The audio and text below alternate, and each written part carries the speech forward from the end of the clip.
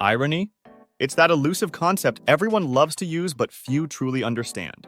It's like trying to catch a cat in a room that is filled with low tables and chairs, hilarious to watch but impossible to fully grasp. People struggle with irony because it requires a certain finesse in recognizing the difference between appearance and reality, as well as expectations and outcomes. It's like a mental game of spot the difference, but the differences are hidden under layers of meaning. So let's dive into the wacky world of irony and figure out why it's such a tricky beast. Why do most of us struggle with irony? Well, it's like the linguistic equivalent of a prank. It's sneaky, often unexpected, and depends heavily on context. People may misunderstand it because it's not always straightforward. It's like trying to read between the lines of a book written in invisible ink. To understand irony, you need to be aware of the gap between what's said and what's meant, or between what's expected and what actually happens.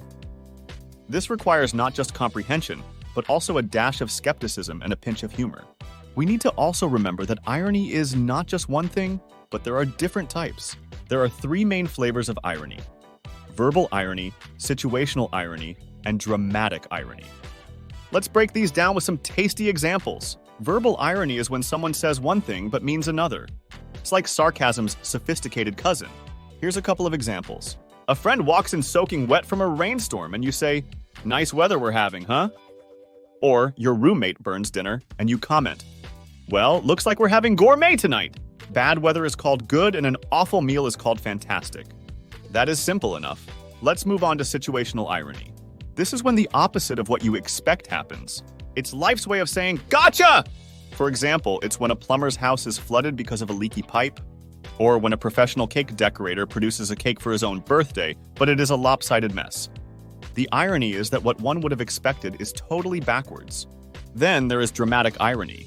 This happens when watching a play, a movie, or a television show.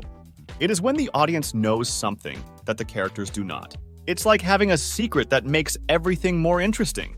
For instance, in a horror movie, the audience knows the killer is hiding in the closet, but the protagonist decides that that very closet is the absolute best place to hide. Another example is at the end of Romeo and Juliet, when Romeo thinks that Juliet is dead, while the audience knows that she is not really dead, leading to the tragic ending we all know so well. It is also helpful to look at questionable examples of irony. Let's tackle the famous song Ironic by Alanis Morissette. Irish comedian Ed Byrne made the hilarious point in his stand-up routine that the song's lyrics are more about unfortunate events than actual irony. Let's break down a few examples to see why. If you don't know the song, there is a link in the description. Here are 3 extracts from the song that are supposed to represent situational irony. But do they really? It's like rain on your wedding day. This is just bad luck, not irony.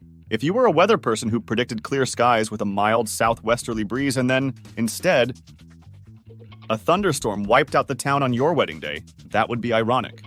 Second, the song goes on to say that irony is like a traffic jam when you're already late.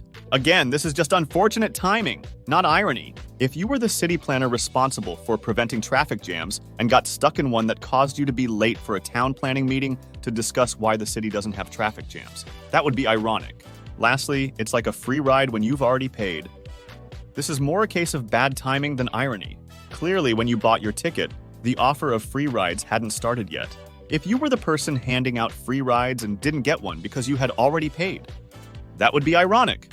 You would, after all, expect the person who sold the tickets to know beforehand when the free ride option would begin. In essence, the song Ironic is a classic example of how tricky irony can be to pin down.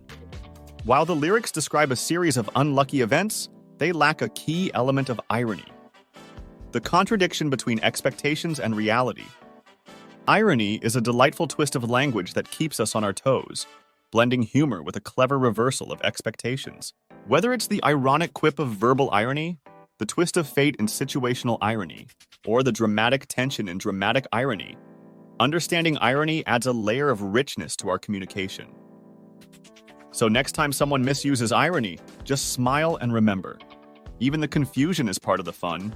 And as Ed Byrne pointed out, even a song called Ironic can be ironically devoid of actual irony. Thanks for joining us for this explanation of some of the basics of irony. If you enjoyed it and learned something new, give this video a thumbs up, leave a comment, and subscribe for more intriguing insights. Thanks for watching and see you next time.